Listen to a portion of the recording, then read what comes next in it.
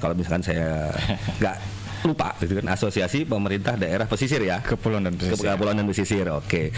Sudah ada bersama saya Dr. Andi Fajar Asti, MPD MSc, selaku Direktur Eksekutif Aspeksindo. Selamat pagi Mas. Pagi Mas Yoga.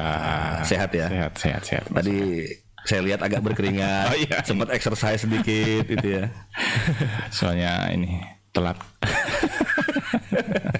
Anu sih, kalau saya tidak pernah mengenal istilah telat. Oh gitu. Ya, kalau kayak saya nggak pernah telat, yang ada orang lain datang lebih awal. Oh siap.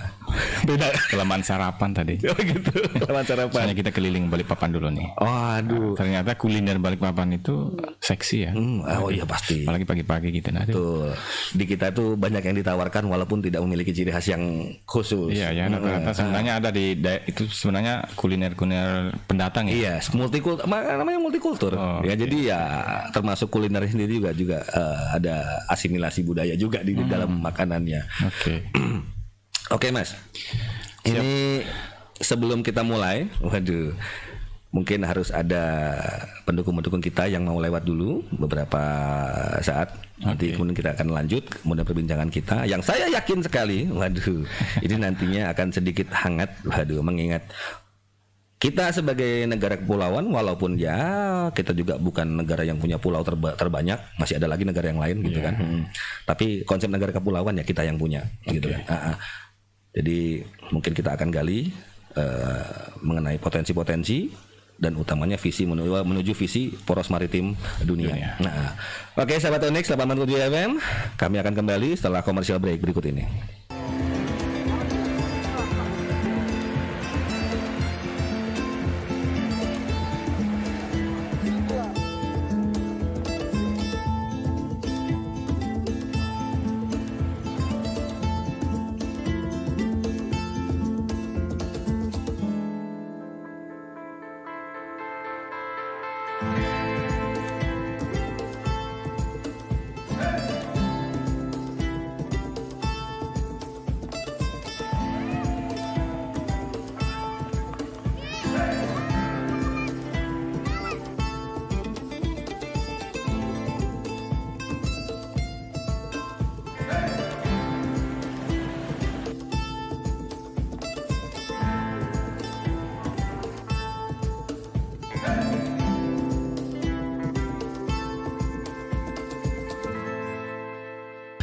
Oke, sahabat Onyx 87 FM, kembali lagi setelah tadi sempat ada sedikit permasalahan dalam urusan ilmu hitam. Apa tadi, black magic ya?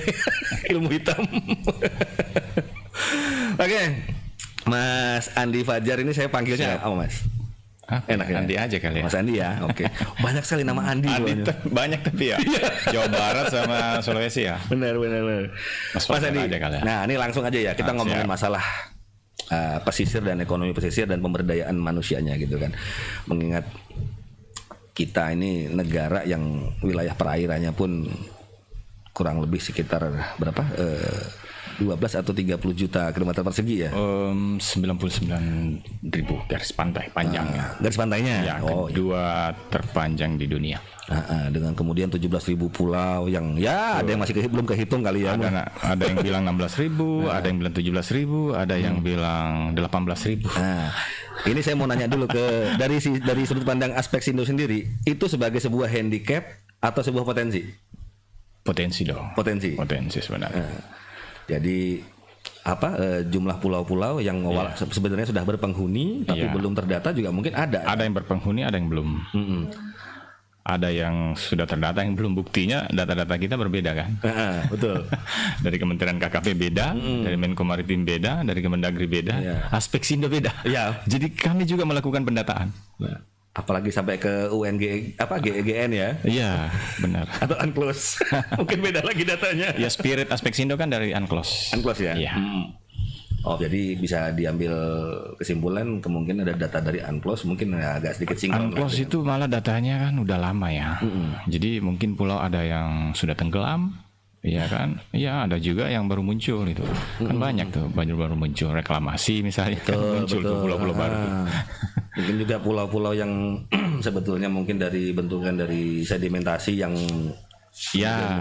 menumpuk jadi kan busung istilahnya ya. Iya. Daratan tumbuh namanya. Daratan tumbuh.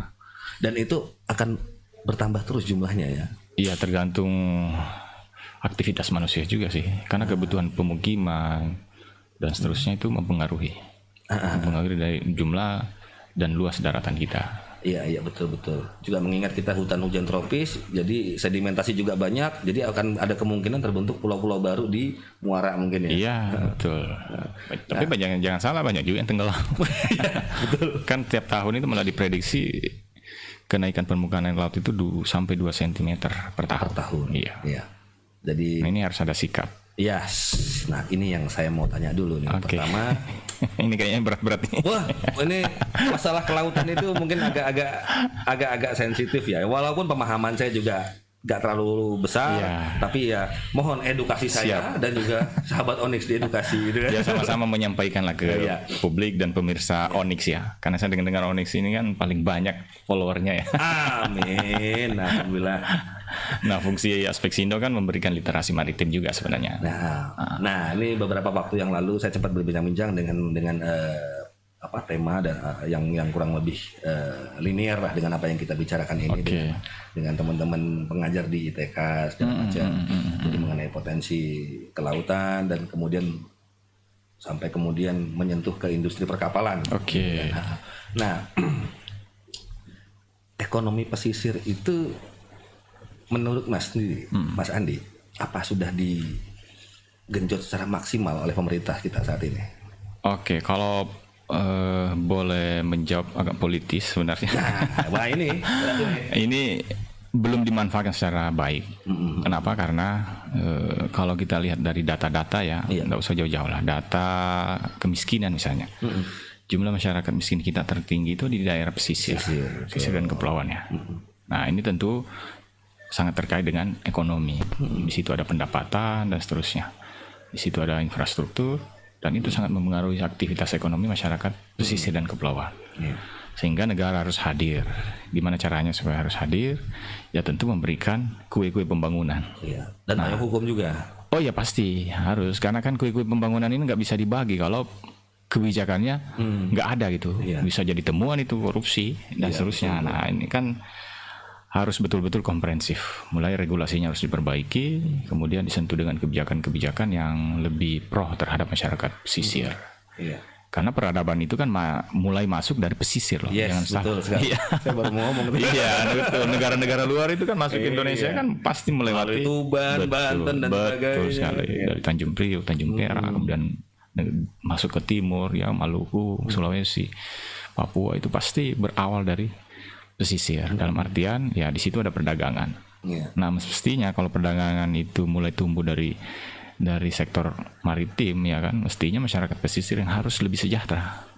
Kan teorinya kayak gitu ya. Nah, tapi faktanya ya tadi bicara kemiskinan, bicara keterbelakangan pendidikan, jangan salah IPM paling rendah ya ada di daerah kepulauan dan pesisir. Berarti orientasi pembangunan saat ini masih untuk ini ya, masih seputaran di perlu diluruskan. Perlu diluruskan. Ya kita lihatlah kebijakan-kebijakan itu kan. Pemerintah lebih cenderung untuk membangun daratan. Nah, sebenarnya tidak perlu ada dikotomi ya, tapi faktanya memang ya mereka lebih banyak menyentuh daerah-daerah daratan. Artinya apa? Sektor maritim ini di nomor kesekian lah, kira-kira seperti itu. Padahal potensi ekonominya besar. Ini sebagai contoh kayak di Papua itu nelayan tuna tuh. Tuna kan harganya lumayan tuh kalau di pasar internasional. Itu kalau masuk ke global itu ngeri. Tapi mereka miskin-miskin aja. Nah, iya kan, coba lihat. Biasa-biasa aja kan nelayan kita. Ada kan nelayan kita yang kaya raya. Yang kaya raya biasanya yang di atasnya nelayan, pengumpul tengkulak ya namanya. Pengepul, tengkulak dan seterusnya, istilah-istilah yang aneh-aneh itulah. Atau mungkin petani rumput laut. Termasuk petani rumput laut yang kaya, yang sejahtera, ya di atasnya yang ngumpul-ngumpulin itu kemudian masuk ke industri. Bayangkan bisa di-up sampai 3 kali lipat loh harga rumput laut. Mau dikasih contoh nih? Ya boleh. Misalnya petani rumput laut di Kalimantan Utara, di Tarakan, Nunukan dan seterusnya. Itu harga rumput laut, ya tengkulak ngambilnya itu atau pengumpul ngambilnya itu paling kurang lebih 10 ribuan sekilo. Berapa harganya ke industri, ke pabrik? Mereka jual sampai 35.000, 36.000 sekilo. Coba, mereka nggak ngapa-ngapain, nggak berendam di air laut, hanya main tunjuk, bayar murah. Ya mungkin dipilah-pilah dikit, dibersihin dikit, atau dikering-keringin dikit, masuk ke pabrik dapat harga 3 kali lipat. Nggak punya resiko loh sama sekali. Resikonya di mana? Ya yang kena rematik, yang kena gangren itu justru malah nggak main-main hujan ya kan, nggak kena matahari. basah. Ya itu dia. Coba. Aduh, berarti memang. Dan negara harus hadir di situ. Ada nggak hadir negara? Ya menurut saya belum hadir. Kenapa? Karena coba lihat harganya. Ini kan nggak adil gitu loh. Nah, keadilan sosial ekonomi kayak gini harus ditumbuhkan gitu, biar ada ya kesejahteraan yang merata. Nah, berarti itu juga yang jadi motivasi untuk didorongnya RUU Daerah Kepulauan di Prolegnas. Salah satu itu karena semangat RUU Daerah Kepulauan itu sebenarnya adalah pembagian kewenangan. Semangatnya di situ, termasuk melindungi masyarakat adat dan seterusnya. Pembagian kewenangan yang sama maksud adalah kabupaten kota ya, bupati wali kota itu nggak punya kewenangan sebenarnya mengurusi laut. Coba bayangkan, Mas tinggal di mana nih? Jauh dari laut ya? Saya malah dekat dengan laut, Pasar Baru saya tinggal. Oh iya benar, dekat banget tuh dengan laut. Nah kalau ada nelayan, keluarga kita nelayan bos, kalau ada apa-apa gitu kan di laut, itu Pak Wali mana mau ngurusin? Bukan kewenangannya ada di provinsi. Betul sih. Iya. Tapi itu ntar kita perdalam di situ ya. Betul. Kita coba melihat potensi yang Mas Yoga sampaikan tadi. Sejauh mana sih bisa memberikan garansi sektor-sektor maritim? Ekonomi biru ya atau potensi maritim itu bisa berkontribusi 18.000 triliun. Ke negara kalau dikelola dengan baik per tahun loh. Iya. APBN kita berapa coba? 2.000-3.000-an. Iya. Berarti berapa tuh? Hanya sepersekian ya. Kalau itu dikelola dari sektor maritim aja, udah selesai APBN kita. Malah bisa bayar utang. Betul. Bayangkan 18.000 loh. Sektor ekonomi kelautan kita. 18, saya ulangi lagi, 18.000 triliun. Coba. Itu gede banget. Ini hanya dengan potensi di kelautan. Hanya sektor kemaritiman kelautan itu. Coba. Memang kalau kita kerucutkan lagi ya, perikanan aja itu bisa menyumbang sampai 10.000 ton, 10.000 triliun. Jasa maritim saja, ini bukan barangnya, jasa yang kira-kira kita bayar apa gitu, pajak atau premi ketika kita berlayar gitu kan, ataupun pengiriman logistik ya, sektor logistik maritim itu 2.500 triliun. Itu berarti sudah setara dengan 1 tahun APBN kita. Itulah yang dibagi-bagi ke Balikpapan, ke Samarinda, Kaltim, ke Sulawesi, Sumatera, Papua, membangun infrastruktur kita. Bayangkan. Kita mungkin ada sedikit pembelokan yang harusnya kultur dan ekonomi pesisir dan kelautan yang dibesarkan, tapi justru malah kita lebih banyak di migas. Iya. Karena paradigma pembangunan kita itu tidak melihat sektor maritim itu secara serius. Lihat sih, tapi nggak terlalu serius. Mungkin ngintip-ngintip aja gitu kan, atau jualan-jualan politik aja lah kayak gitu. Kok supaya terpilih, dia supaya dapat suara dari para masyarakat pesisir nelayan gitu kan. Ya udah, pada saat kampanye, kita akan membangun poros maritim dunia. Kita akan memberikan bantuan kapal untuk para nelayan. Kita akan memberikan permodalan, akses permodalan ke perbankan yang lebih murah dan seterusnya. Itu jualan politik mereka. Begitu kepilih, waduh, mana janji itu? Jadi maksud itu dalam perspektif politik maritim itu kayak gitu tuh. Begitu udah duduk udah selesai, lupa dia. Omongan kayak gini yang paling saya suka. Ini harus jadi catatan. Apalagi 2024 ini kan bentar lagi nih. Nggak nyampe ya setahun lah kira-kira. Nah kalau saya yakin akan diproduksi kembali isu ini. Iya. Itu negara akan jualan selalu sibuk lah ya, akan selalu sibuk tiap tahun dalam urusan politik lah, seperti itu. Betul. Jadi kita tidak pernah rehat. Jadi kita tidak pernah bisa punya waktu banyak untuk mengurusi pesisir. Padahal kalau mau healing biasanya cari pulau, ke Bali ya kan, ke Wakatobi. Kalau di sini ada Maratua ya. Iya. Berau ya kan, nah, orang ke sana itu kan sebenarnya potensi sangat luar biasa. Jangan salah. Ini dari sebelah sana sudah dikasih kode-kode disuruh break dulu. Ya memang mungkin betul tadi apa yang dikatakan oleh Mas Andi tadi. Bahkan ada anak-anak muda gitu kan, kalau healing nyarinya pantai gitu pantai. Kan. Ada katanya anak senja ya. Betul. Sok-sokan pamer fotokopi dengan kata-kata puitis. Namanya senja tuh maghriban coy. Bukan ke pantai. Cari masjid. Oh gitu. Oke, sahabat Onyx, kita akan rehat dulu ya, dan kita akan kembali dengan perbincangan yang menarik lagi setelah komersial break berikut ini.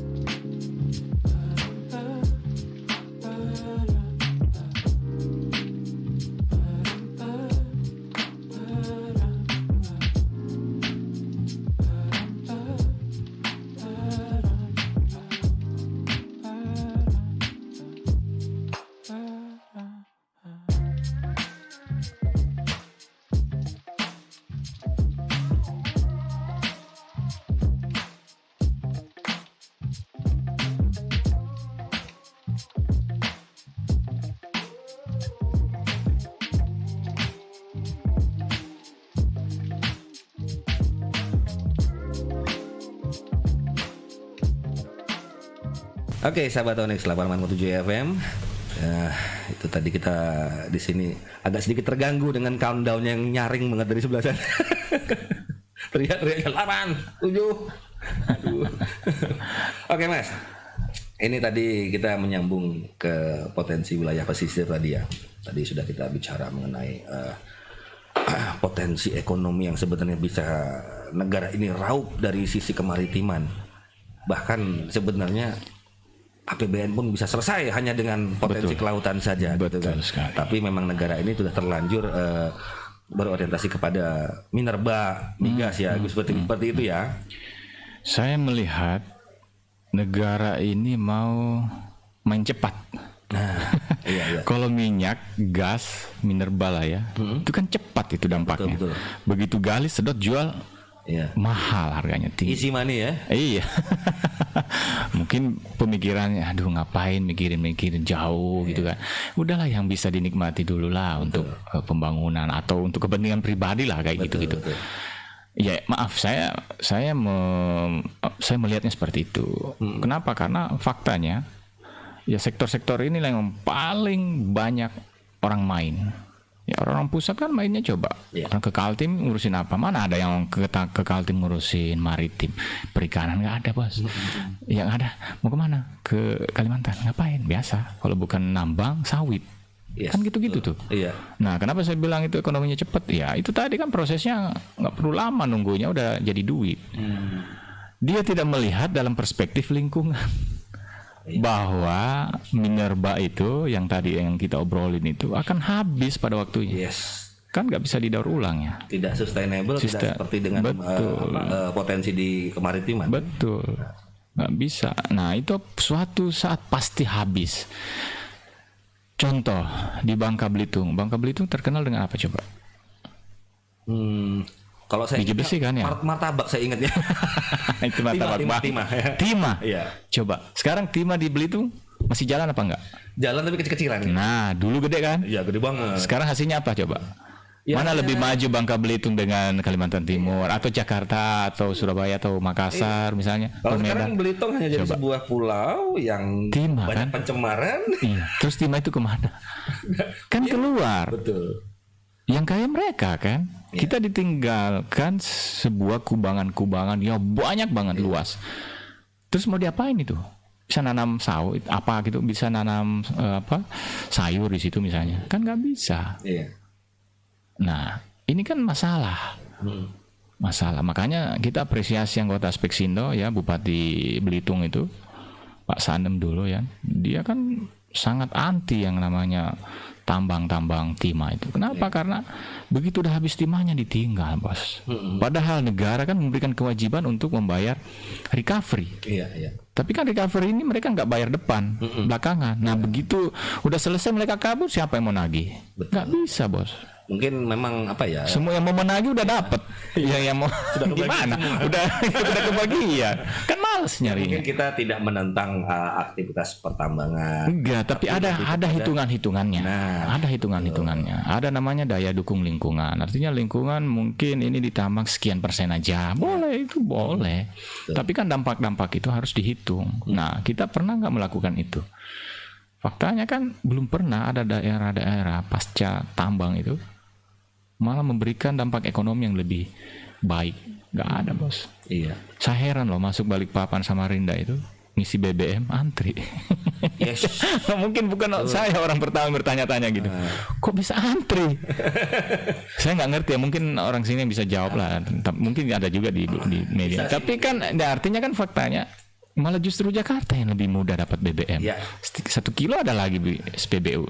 Malah berhadapan-hadapan. Itu perbedaannya. Jadi yang bisa saya bantu jelaskan di sini adalah bahkan namanya BBM jenis premium yang pertama kali menghilang adalah di sini. Coba. Padahal kilangnya di sini. Nah, kan kilang di sini. Sumur di sini juga kali.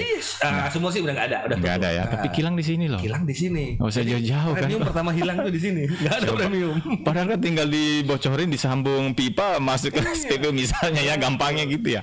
Tapi faktanya gitu. Artinya apa? Barang ini akan hilang dari peredaran. Nah, potensi yang mana yang akan bertahan? Ya itu kelautan, bos. Iya.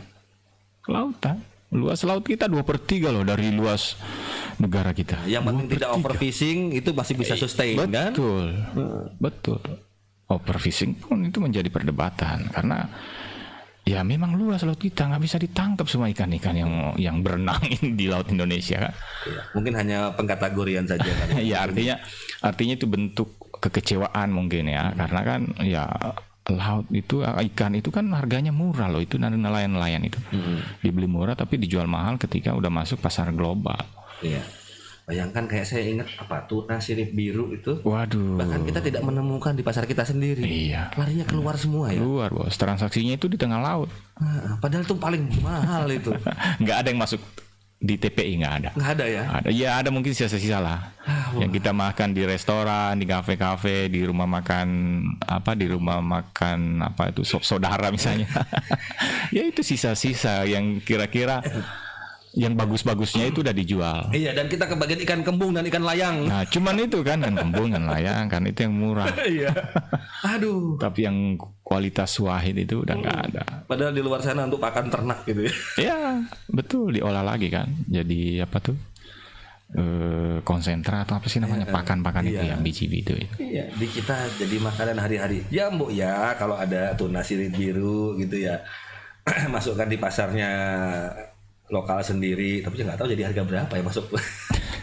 Pokoknya 3 kali mati ikannya itu baru kita konsumsi. Harganya tinggi. Bayangkan seporsi kan kita lihat. Kita dipaksa untuk gerakan makan ikan, tapi ikan mahal banget harganya. Lebih mahal dari daging malah. Daging sekilo 90.000 masih dapat. Ikan. Apa, ya? Nah itu tadi karena pemain-pemainnya itu udah berapa kali pindah tangan, makanya mahal. Betul. Iya kan, ikan itu dari mana coba? Dari timur kan sana, dari Maluku, Sulawesi. Ya kalau di sini mungkin ikan-ikan lokal ya. Iya. Tapi begitu masuk Jakarta bos, udah itu kan ikan-ikan dari Jawa Timur, Jawa Tengah, dari Sumatera, Lampung sana kan, dari Aceh. Kemudian dari NTT, NTB, Maluku itu dari situ loh berkumpul di Jakarta. Begitu masuk di restoran, coba bayangkan berapa kali lipat. Di alur distribusi ya. Jalur distribusi yang kira-kira pemainnya ini kurang fair lah menurut saya. Kenapa? Karena ya nelayan jadi korban. Ya, lagi-lagi korban lah nelayan kita. Padahal kita punya 3 alki ya, 3 punya alki. Ya, alki 1, 2, 3. Mungkin mau 4 kali ya kalau ada yang lurus tadi. Yang katanya mau dibikin tol laut. Iya benar. Oke, sahabat Onyx, ini kita harus break dulu karena di sebelah sana sudah ada yang joget-joget membawa papan nama bertuliskan break. Oke, we'll be right back after this commercial break.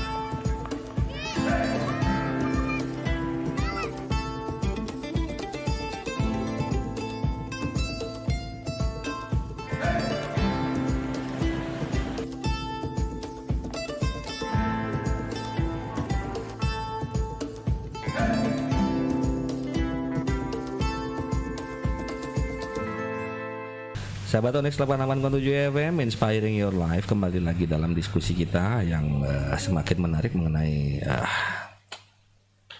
masalah kemaritiman, kelautan, sesuai dengan visi poros maritim dunia lah yang pernah digadang-gadang oleh Bapak Presiden kita.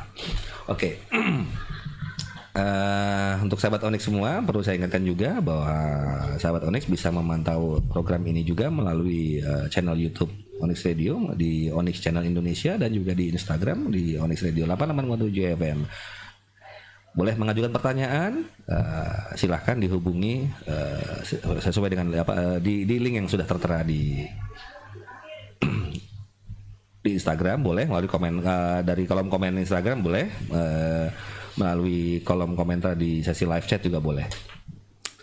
Oke, Mas Andi. Siap. Nah, tadi mungkin kita agak sedikit luas ya ngobrolnya soal kelautan kita dan segala macam. Oke, kita persempit lagi mengenai konteks kemaritiman di seputaran wilayah IKN dan sekitarnya.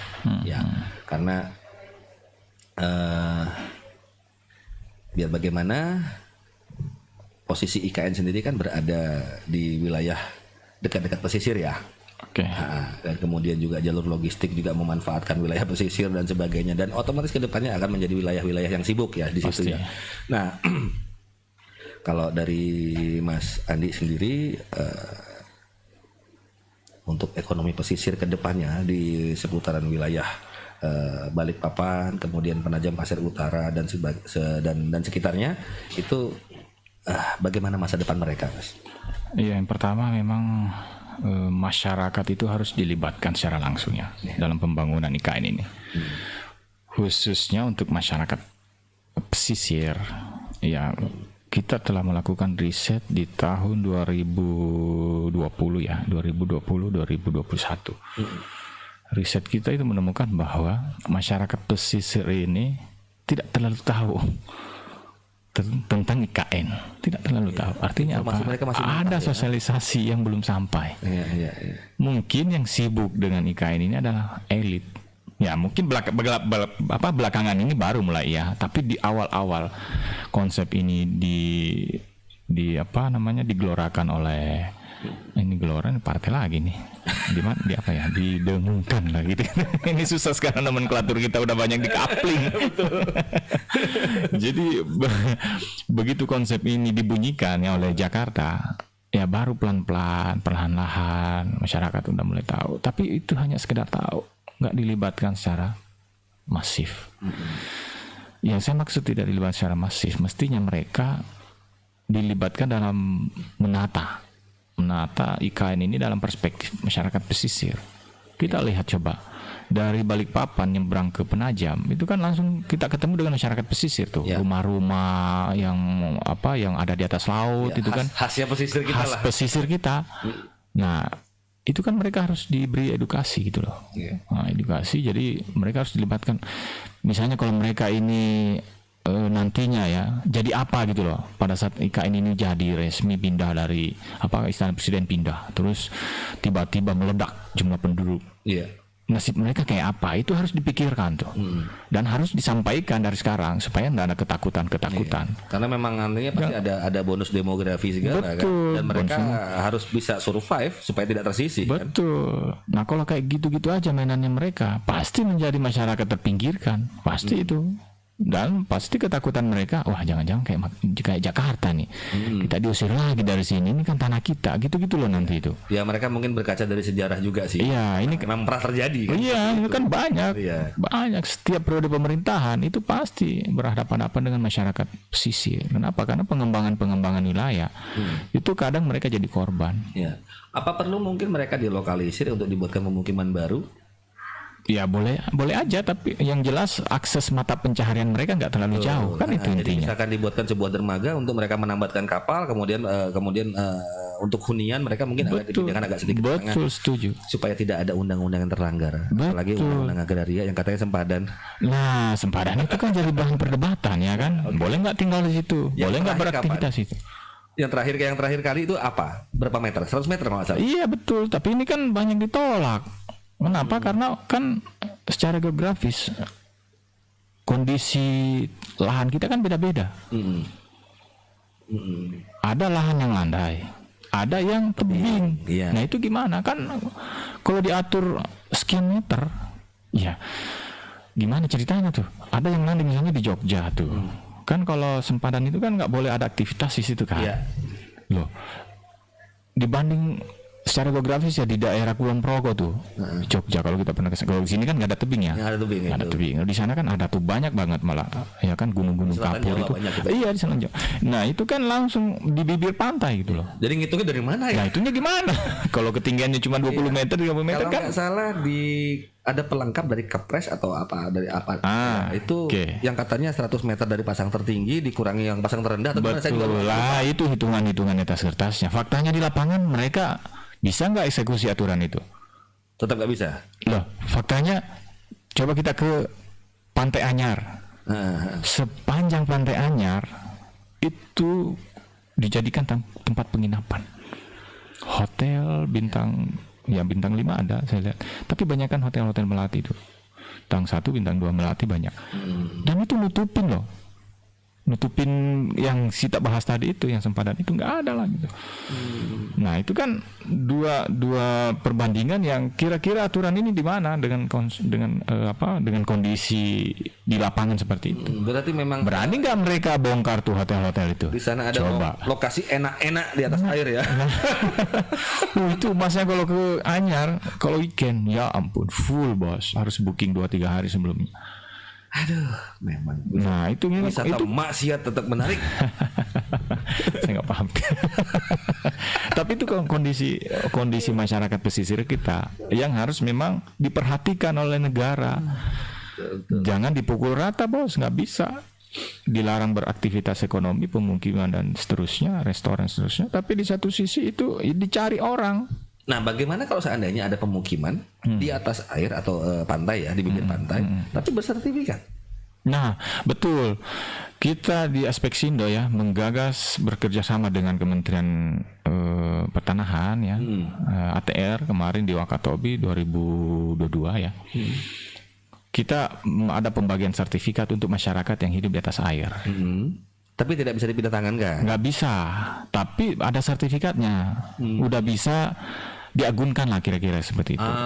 Kenapa? Karena kita dorong mereka itu dapat akses permodalan dari perbankan. Iya. Nah perbankan kan nggak mau kalau nggak ada sertifikat.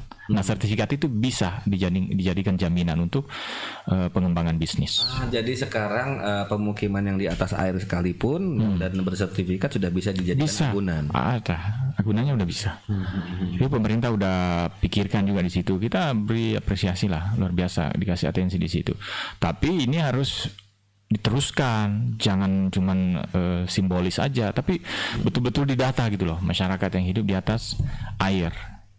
Nah ini kan di Penajam di ibu kota negara ya kan, itu kan saya lihat masih banyak tuh. Nah itu kita harus cek apakah sudah mendapatkan sertifikat atau seperti apa. Kalau enggak itu akan jadi masalah nanti. Kalau saya pribadi sih, Jangan dilihat karena nggak terlalu rame ya.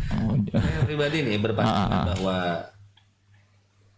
sesuatu bangunan kalau kita bangun membelakangi air, Nah, itu kecenderungannya buang sampah. kita tidak akan menghormati airnya. Iya, memunggungi. Jadi gini, pembangunan kita harus berperspektif paradigma maritim. Artinya apa? Rumah-rumah yang ada di pesisir itu sebaiknya jangan memunggungi laut. Itu dia. Ini kan enggak dipunggungi laut. Jadi sampah-sampah ya dibuang ke belakang rumah. Banget itu mas. Buang air belakang rumah. Iya. Dan setiap saat kalau habis hujan itu di sepanjang pantai Balikpapan, waduh luar biasa. Sampah kan di mana-mana kan. Mulai dari popok bayi sampai kasur ada. Kasur, kulkas, bekas dan masuk semua di lautan. Saya heran itu buangnya di mana itu. Karena mereka nggak lihat, gimana mau lihat orang dipunggungi kok lautnya. Coba kita menghadap laut. Apa ya kalau kita berkaca nih beberapa wilayah di Indonesia ya. Contohnya seperti kalau di Sumatera Selatan tuh di wilayah Kayu Agung, itu mereka membangunnya menghadap ke arah Sungai Ogan itu. Ya, Mereka bukan wilayah yang besar, tapi cantik. ya. Kemudian kita main ke Berau. Orang-orang dengan bahagianya duduk-duduk di sepanjang pinggir sungai. Karena mereka membangunnya menghadap ke arah Betul. sungai. Cantik. Betul. Makanya saya berpikir memang oh iya betul. Bahkan di negara-negara yang lebih ya peradaban yang lebih maju dari kita pun menggunakan konsep yang sama, menghadap ke akhirnya. Harus itu. Jadi paradigma itu harus dirubah. Iya. Nah, ini harus diatur dari pusat, Bos. Dan belum ada regulasi yang ngatur itu? Ya ada, tapi tipis-tipis. Artinya masih bisa dipertentangkan. Aduh. Jadi memang masih banyak zona abu-abunya. Iya, zona abu-abu karena di situ orang maaf ya, negara saya lihat masih selalu melihat sesuatu itu dari sisi ekonomi. Ya udahlah, itu kan orang udah lama berbisnis di situ. Sayang kalau diganggu dapurnya orang. Yang nggak bisa begitu dong. Karena dalam teori lingkungan itu kan ada 3 variabel yang harus diperhatikan. Iya. Konsepnya itu ABC, abiotik, biotik, cultural. Jadi jangan hanya lihat dari sisi ekonomi tadi, C-nya itu nggak bisa. Biotiknya harus diperhatikan. Biotiknya itu apa? Tanah, air, udara. Di situ berarti harus kelautannya dilihat, ekosistem iklim harus dilihat loh. Jangan sampai timbul misalnya tsunami, kan mereka juga yang selesai. Dan kan? itu masih korelatif juga dengan ekonomi sebenarnya kalau terjaga. Iya, makanya kan dari teori lingkungan kan 3 ini harus beririsan. Harus beririsan, nggak boleh jalan sendiri-sendiri. Ekonomi toh nggak bisa, nggak bisa abiotiknya saja, lingkungannya aja nggak bisa juga. Di situ harus ada aktivitas ekonomi. Di situ harus diperhatikan biotiknya. Jadi semacam kayak ekonomi saudagar mungkin harus agak dikesampingkan. Iya, jadi flora fauna biotiknya, abiotiknya itu udara, air, tanah, kemudian C-nya itu cultural itu kebudayaan manusianya. Di situ ada ekonomi, ada sosial, ya kan di situ ada ekonomi saudagar kan zaman dulu kan pokoknya penting ada cuannya gitu. Aduh, ini yang salah. Makanya kan konsep teori lingkungannya harus ditumbuhkan. Iya, betul.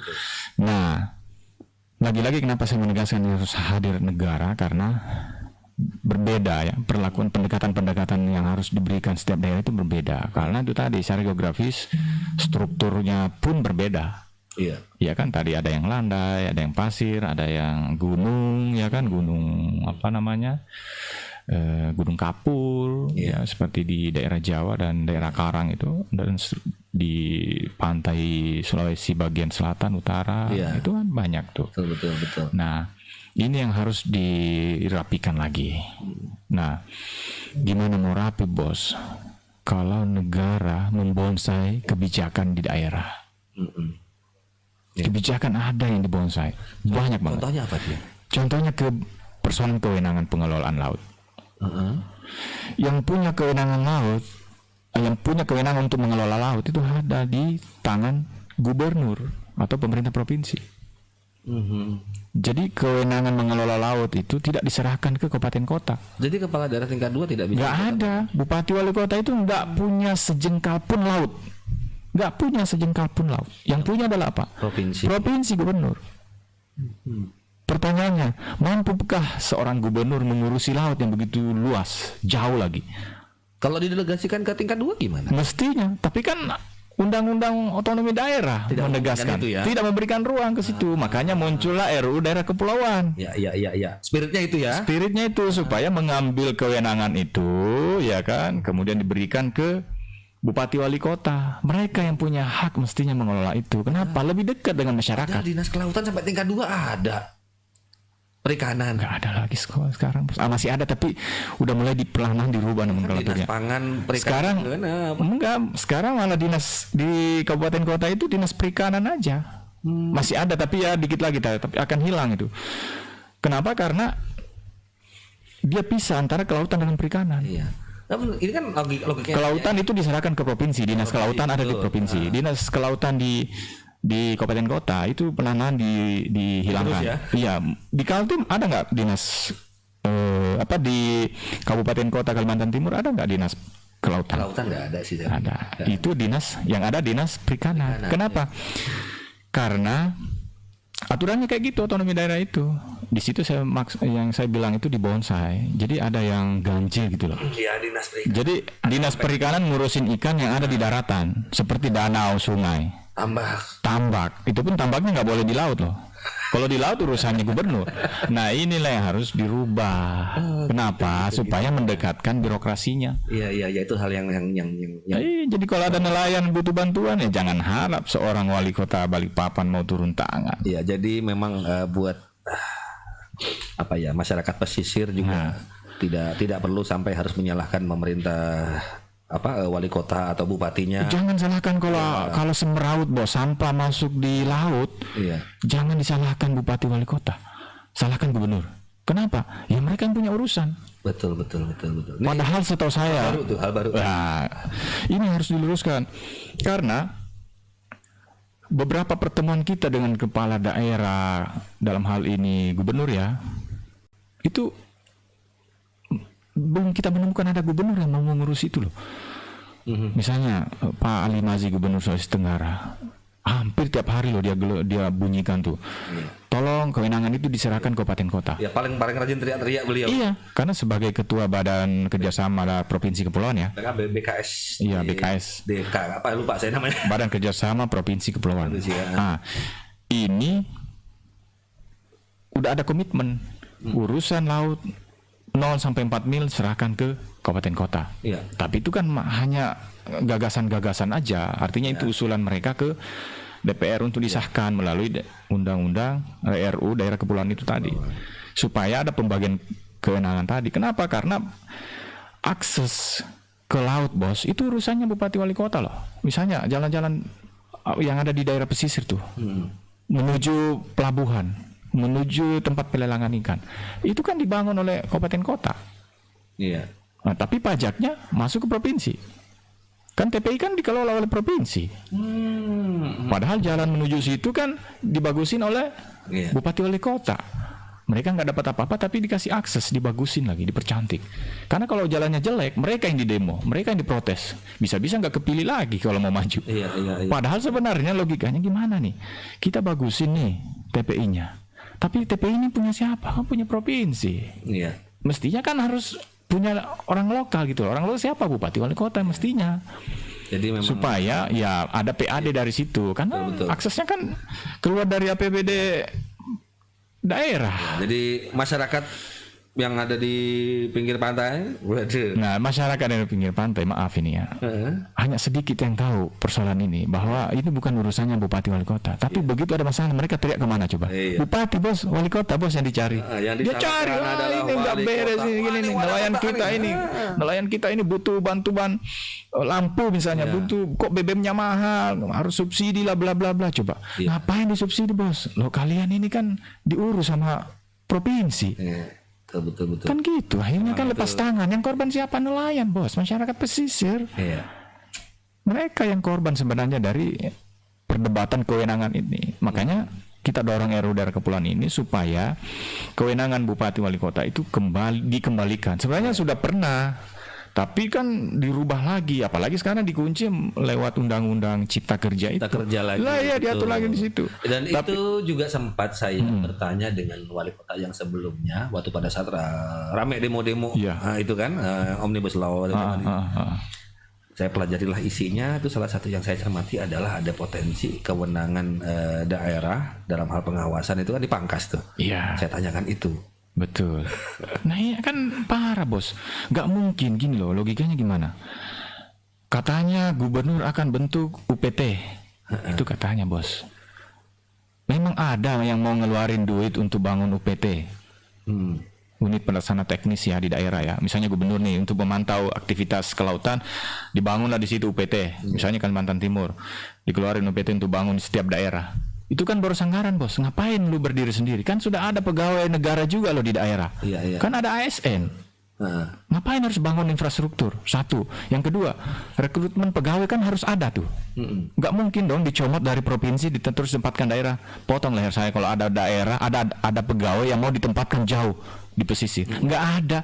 Pegawai sekarang mah cari kota bos. Iya, sekarang aja yang banyak ASN yang Jakarta mau dipindah ke sini udah mulai mikir-mikir. Iya, mikir lah mutasi mereka kan. Rata-rata masuk ke Pemprov supaya gak dimutasi. Itu betul. Contoh lagi yang lain, pegawai yang ada di Ternate, ibu kota Maluku Utara, ada di Sofifi.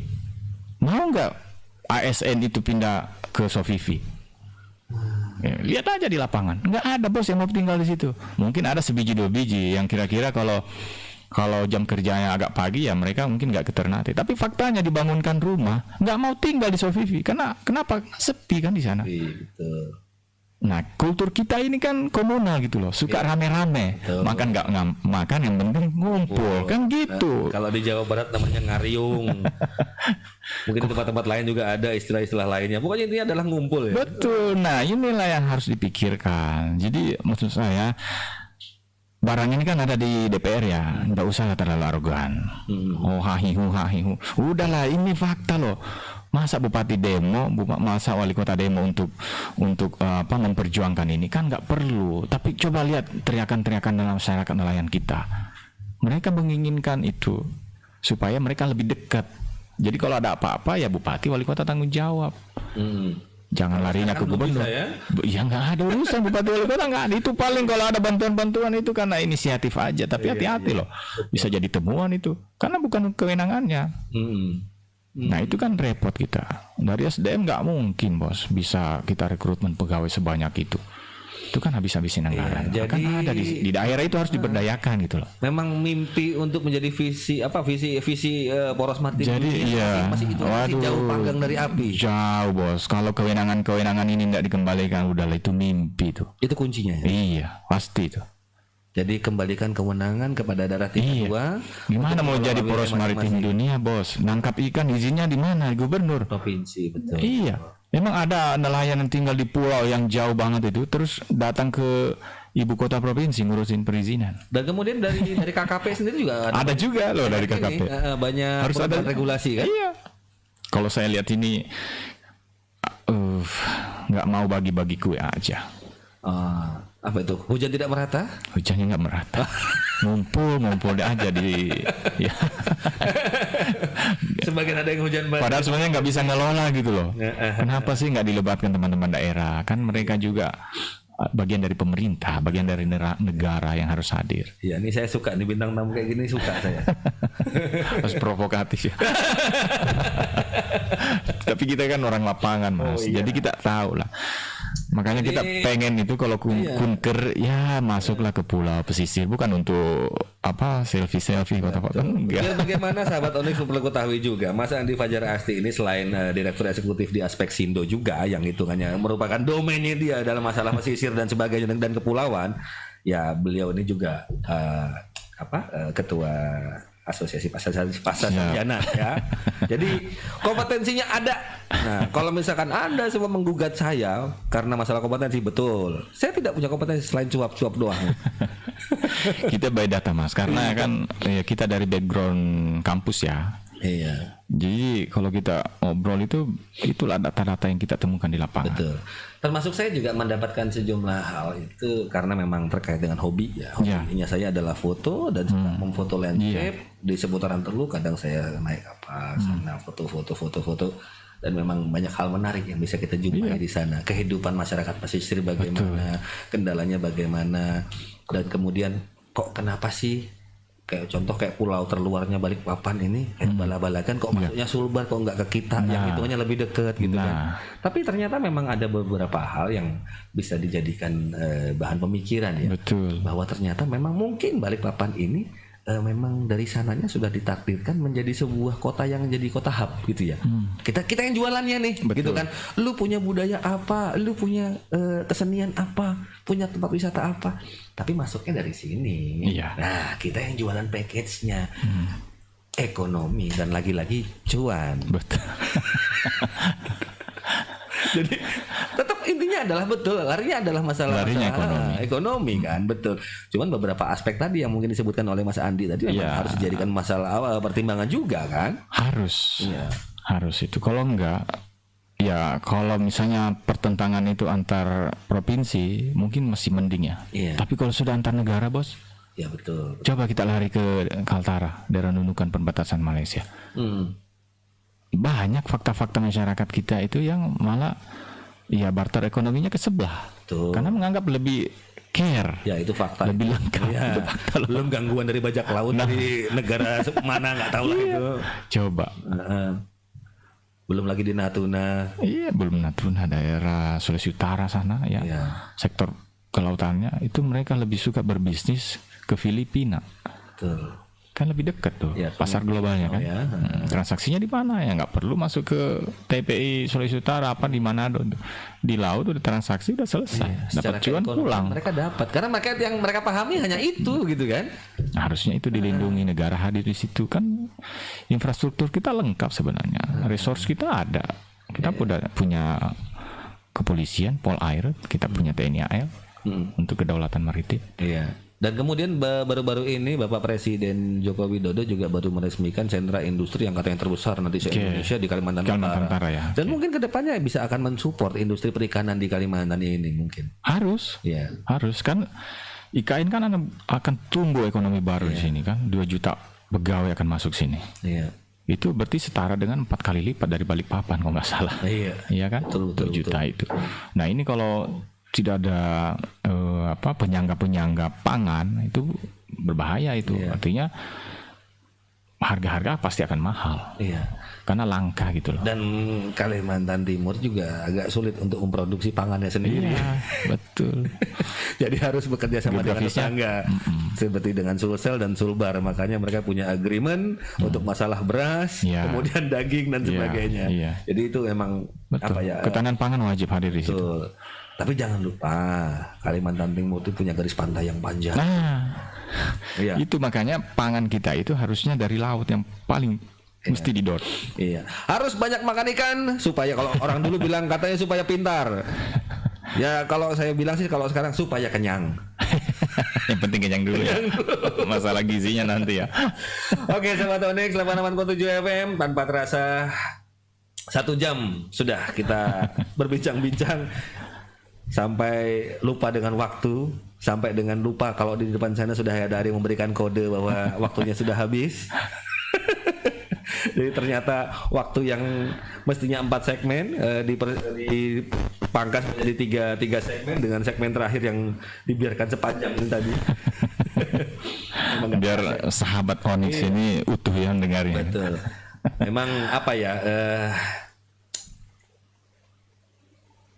Sudah secara ilahiyah lagi sunatullah bahwa alam kita itu luar biasa kayaknya. Dan 2/3 loh luas wilayah Indonesia itu laut. Nah. Masyarakat Indonesia itu 2/3 tinggal di daerah pesisir dan kepulauan. Segala macam peradaban masuknya melalui pesisir. Awal peradaban berkembang itu dari sektor maritim, dari perdagangan.